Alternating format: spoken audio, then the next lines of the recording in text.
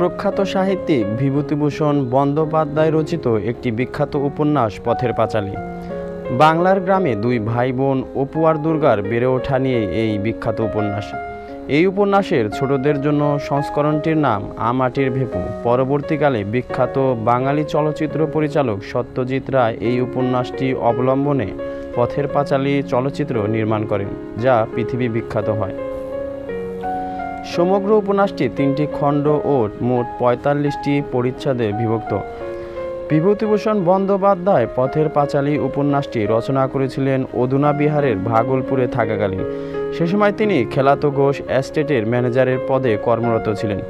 কার্যোপলক্ষে জঙ্গল লিজ দেওয়ার জন্য তাকে ভাগলপুর জেলার জঙ্গল মহলে ঘুরতে হতো। ভাগলপুরের বড় বাসাতে 1925 সালের এপ্রিল মাসে তিনি পথের পাঁচালী রচনার কাজে হাত দেন। প্রথমে তিনি এই উপন্যাসের দুর্গা চরিত্রটির কথা ভাবেননি। ভাগলপুরেই একদিন বিকেলে এক দেহাতি গ্রাম্য কিশোরীকে দেখতে পান তিনি। মেয়েটির মাথায় তেলহীন রুক্ষ চুল হাওয়ায় উড়ছিল। এই মেয়েটিকে দেখেই তিনি দুর্গার চরিত্র কল্পনা করেন। ফলে তাকে উপন্যাসটি আবার নতুন করে লিখতে হয়। বড় বাসাতে থাকাকালীন 1928 সালের 26 এপ্রিল তারিখে তিনি উপন্যাসটির পাণ্ডুলিপির কাজ শেষ করেন এবং তখনই তা প্রেরণ করেন উপেন্দ্রনাথ গঙ্গোপাধ্যায় সম্পাদিত মাসিক পত্র বিচিত্রায় প্রকাশের জন্য। উক্ত পত্রিকায় দ্বিতীয় বর্ষ প্রথম সংখ্যা থেকে উপন্যাসটি ধারাবাহিকভাবে প্রকাশিত হতে থাকে। উল্লেখ্য, এই সময় বিচিত্রায় ধারাবাহিকভাবে প্রকাশিত হচ্ছিল রবীন্দ্রনাথ ঠাকুরের যোগাযোগ উপন্যাসটি। 1929 সালের সেপ্টেম্বর মাসে রঞ্জন প্রকাশনালয় থেকে সজনীকান্ত দাস কর্তৃক পথের পাঁচালী গ্রন্থাকারে প্রকাশিত হয়। 1932 সালে 1 মাসের ব্যবধানে অপরাজিত উপন্যাসটি 2 ভাগে সজনীকান্ত দাস কর্তৃক প্রকাশিত হয়েছিল। পরিবেশক ছিল প্রখ্যাত পুস্তক বিক্রেতা সংস্থা পিসি সরকার।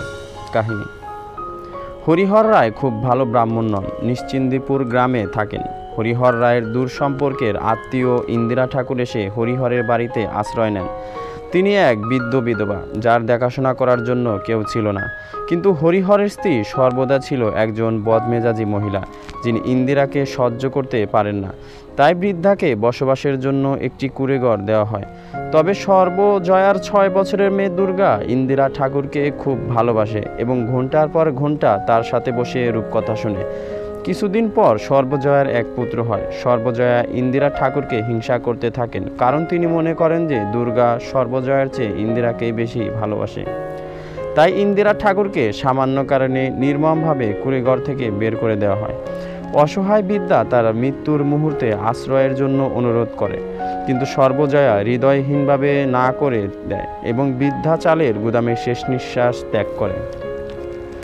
4-5 বছর পর সর্বজয়ার ছেলে অপু প্রকৃতির সৌন্দর্য ও রহস্যের প্রতি অত্যন্ত কৌতূহলী ও সংবেদনশীল হতে থাকে। সেও তার বোন দুর্গা সর্বদা নতুন নতুন দুঃসাহসিক কাজ, যেমন জঙ্গল ঘুরে বেড়ানো, আদিবাসী খেলায় অংশগ্রহণ করা এবং গোপনে ফুল ও ফল পাড়া প্রভৃতির জন্য বাইরে ঘুরতে বের হতে থাকে। অপু গ্রামের পাঠশালায় ভর্তি হয়, যেখানে গ্রামের অনেক প্রবীণ জড়ো হয়ে বিভিন্ন বিষয়ে কথা বলে সময় কাটাতো। অপুকে একদিন তার বাবা এক মক্কেলের বাড়িতে নিয়ে যায়। অপু এই প্রথম বাইরের জগতের ঝলক দেখতে পায়, যা তার মনকে আনন্দ ও উত্তেজনায় ভরিয়ে তোলে। গ্রাম্য উৎসব, মেলা, যাত্রা ইত্যাদি গ্রাম্য জীবনের একচেটিয়া প্রবাহে বৈচিত্র্য ও রোমাঞ্চ নিয়ে আসে।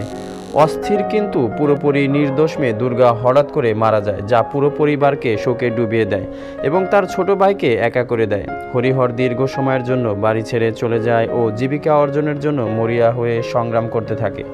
বাড়ি ফেরার পর হরিহর নিশ্চিন্দিপুর ছেড়ে চলে যাওয়ার সিদ্ধান্ত নেন। তারা সব গোছগাছ করে রেলওয়ে স্টেশনে যায়। ট্রেন ছাড়লে তারা ট্রেনে ওঠে এবং তাদের সুখ দুঃখের সকল স্মৃতি চিরকালের মতো পেছনে রেখে যায়।